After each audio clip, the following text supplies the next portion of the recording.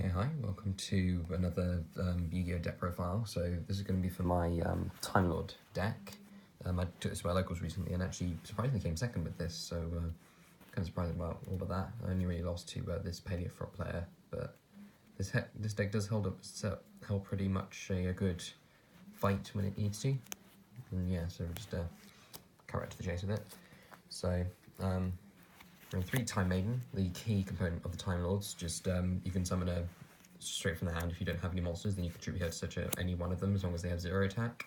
She counts as 2 tributes for them, and then you can manage her from the graveyard in order to special summon one from your deck, ignoring its restrictions. So this is basically the perfect thing for Time Lords, and you need to run 3 of these. You don't run anything less than it. She's the perfect pinnacle of what Time Lords need. And then for the main Time Lords, I run 3 Micheon. So they all share an effect of they can't be summoned from the deck. If you control monsters, you can normal summon them without tributes. You don't take any damage from battles involving them, and they get shuffled back into your deck into the next standby phase, and they can't be destroyed by anything.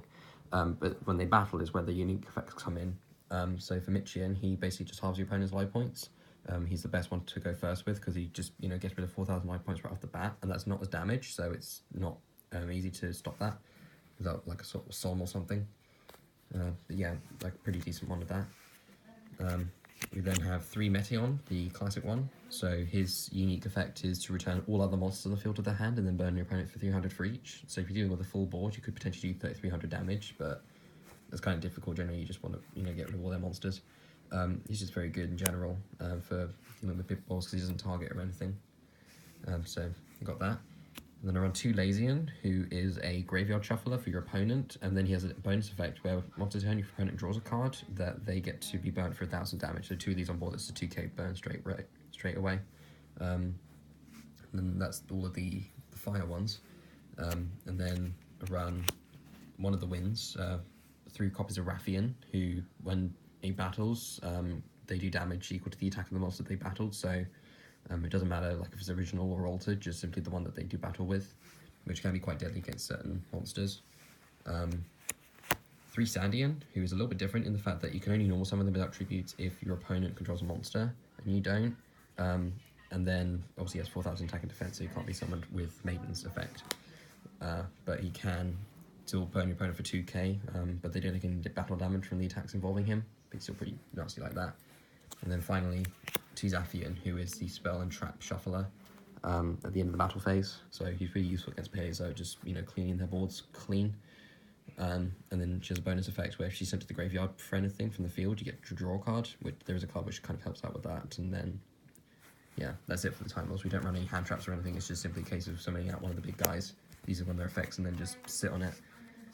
But their biggest problem with them is targeting, so we'll get to how we're going to sort that out with the spells. And that is with the 3 Mound of the Mound Creator. This just simply means that level 10 and higher monsters can't be targeted by card effects, and the monsters can't be destroyed. So this is the main means of protection for your Time Lords against things like Infinite Impertinence, Paizo, Canadia, whatever, and things like that. And then it's mainly more for Sandion with this extra one, but if one of your Time Lords destroys some monsters by battle, then they get to burn your opponent for 1,000 more damage. People might be wondering why don't I run the machines in this, but I just simply think this is a much easier card to work with, so that's the reason why I run it. And then I run 3 Celestial Transformation, so just summon a fairy from your hand for free and then it gets destroyed in the end phase, but since Time Lords can't be destroyed, it's just something out free Time Lord, just an extra bit of protection for you. And then to draw power, we have 3 Pot Duality, because you don't really special summon that often in this deck. And it's just very useful, just keep doing your deck quite quickly. And then 2 Advanced Draw, so you can distribute a level 8 or higher monster to draw 2 cards, which is what I was saying before. We crop off with Zaphion, where you tribute it, and then you get the neutral thing, and then you get the bonus effect to draw 1 card. And then for additional stuff, we've got 2 Twin Twisters for certain back row problems, and then 2 Core Weather Grave if we get to deal with anything like Ash Blossom or Ghost Bell or something. And then that does it for the spells of the deck. And then for the traps, run 3 Torrential Tribute because it doesn't affect us at all. Just simply clean the field, and that's it.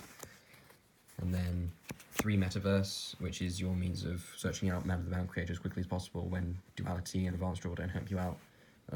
Although it won't be surprising if this gets hit because of freaking Mystic Mind Burn and everything, which we don't run in this. This is just pure to Time Lords as you can get. That does it for the main deck. For the side deck, I ran 3 Kamion the Timelord, who is basically a Castell, a non-targeting Castell at that. It just shuffles a card straight back into the deck and burns your opponent for 500, and it's a non-chainable effect as well. So this was good against Totally Awesome, just being able to shuffle that straight back in. So that was used with that. Just 3 Kaijus. I'm trying to run 3 Yugioh, but I'm using my other ones in my other decks. And then just, tributes over something, then just, make it work. 3 Droll Lock, which was useful against, it was one of my opponents was running a Crusadia deck, so they weren't able to go crazy with their searches, as well as a hero player, that was the same reason. 3 Hanewata, just because there was a risk of going against Trickstars, so I had to just make sure that I didn't get burnt with my burn deck. And then Red Reboot, if I'm going to have to deal with certain problematic cards, which, again, just Paleozoics are the main things that I'm trying to use this against, because it does completely shut them out. And then I do have an extra deck, but I never really went into it. It's just any sort of rank 10s that I can work with, which I just use for my other decks, like my trains and my Sacred Beasts and everything. So you just, as many copy of those as you can. But it doesn't really matter. You can run a Pot of Extravagance with this deck, because it's useful for that, because you don't rely on the extra deck at all. It's always about the main deck monsters. But yeah, that's basically it. That's everything for that. And like I said, this came second place. I had pretty interesting matchups, but it was quite interesting, and like I said, it held its own pretty nicely. So just you can try that out, and I enjoy it. So hope you guys enjoyed this video, and I shall catch you next time for whichever video I do next. So long, take care.